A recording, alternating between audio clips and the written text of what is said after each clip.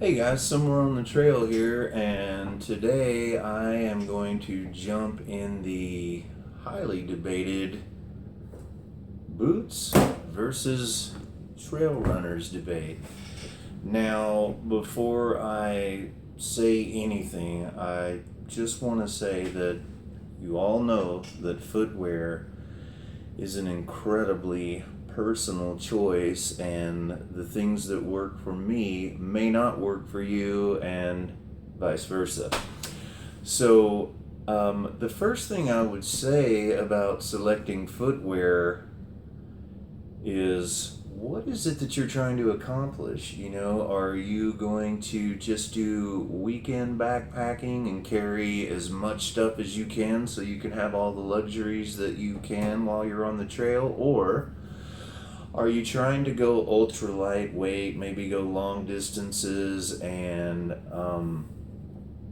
you're not going to be carrying 30 and 40 pounds. Maybe you're only going to carry 20, something like that. So these are factors that you will have to weigh, because your footwear decision is going or should be based on partly on how much weight are you going to carry and what is it that you're trying to do. Because if you're going to carry 35, 40, 50 pounds, then I would say you would probably want to do the hiking boot with this, extra ankle stability and, all that. Now, if you're going ultra light, I would say the exact opposite. I would look for a good trail runner with a lot of support and cushion.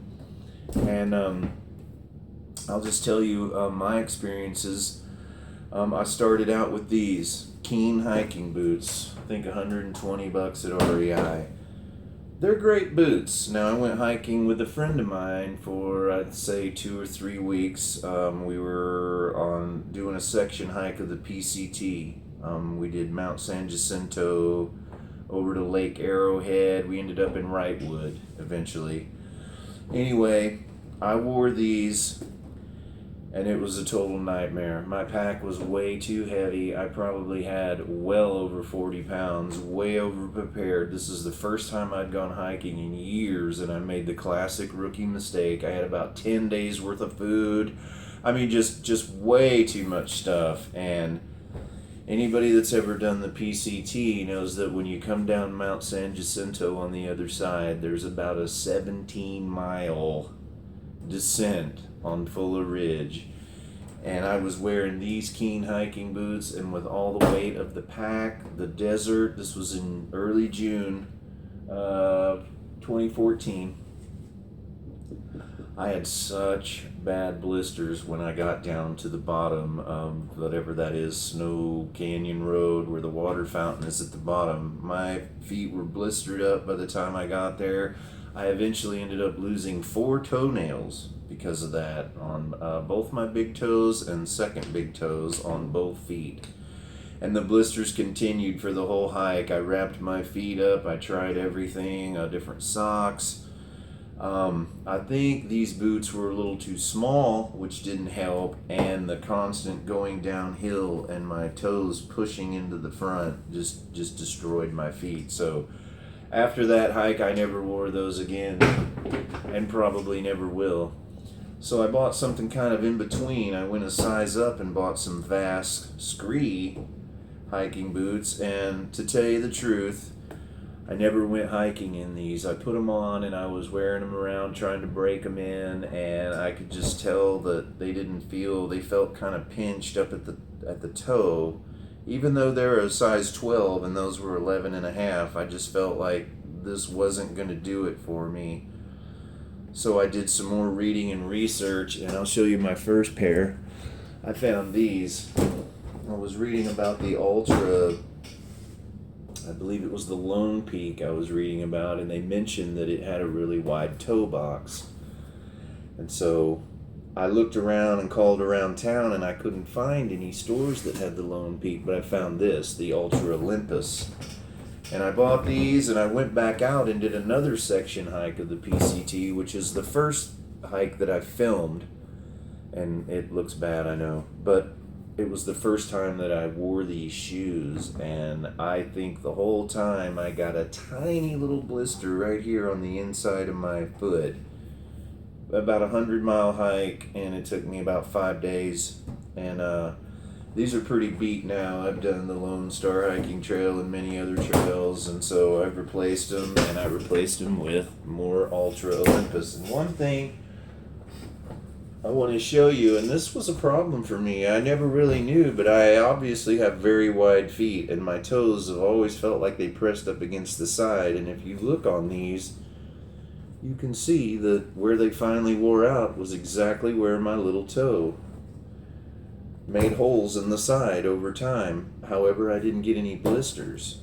And so I bought another pair, and I wore these on the OHT, same thing. I just now starting to get a little hole right there. Although I am still wearing these for hiking, I recently found some on sale and bought another pair, so these are just kind of waiting in the wings.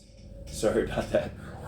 But they're all the Ultra Olympus shoes, and I know most people use the Lone Peak or whatever, but when you find something that works for you, stick with it. And another thing that I wear in tandem with this is I wear the NGG toe socks, where each of your toes is in its own little, it's almost like a glove, but for your foot, and that allows all of your toes to be separate. They're not rubbing up against each other like this in your shoe. And with this being an extra wide toe box, your foot lays out and sort of splays out naturally. It's not crammed into the end like this, and that has been an issue for me for years, and I never even realized that my feet were oddly shaped. And I recently just bought a pair of Ultra One for everyday wear, because once again they have the extra wide toe box, and I had always worn regular shoes and wondered why my feet always hurt.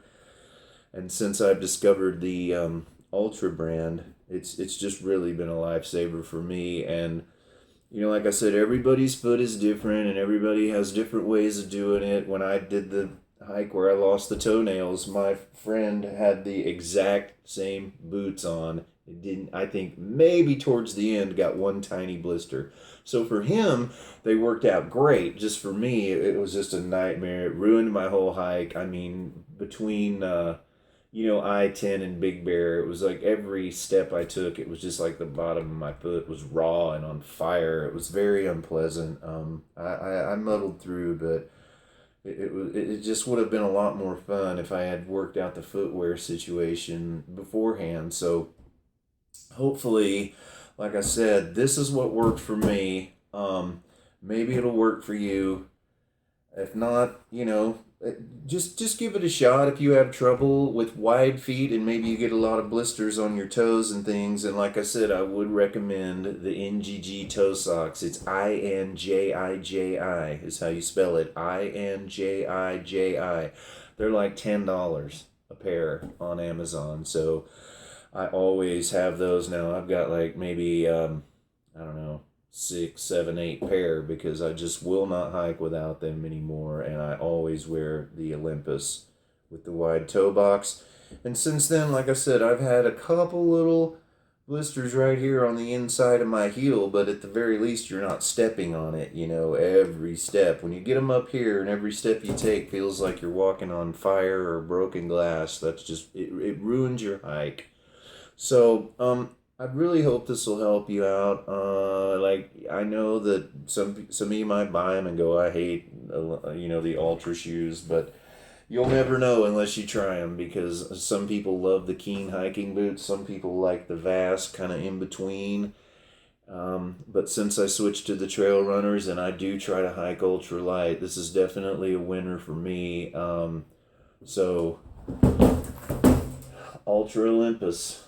And this has a lot of cushion in it. I mean, they do make sort of a minimal and then a medium and then a maximum. And this has the most cushioning that you can get. And at first, when you get them, they are really cushiony, and you'll kind of feel a little off balance, but it kind of helps you when you're going uphill. And overall, for me, it has been a great shoe, and I would highly recommend that if you have foot issues to try the Ultra Olympus, the Lone Peak. A lot of people seem to love those. I just haven't been able, to find them. And now that I know these work, I honestly haven't looked for a pair. So, Ultra Olympus, give it a shot. Let me know how it works. Thanks for watching.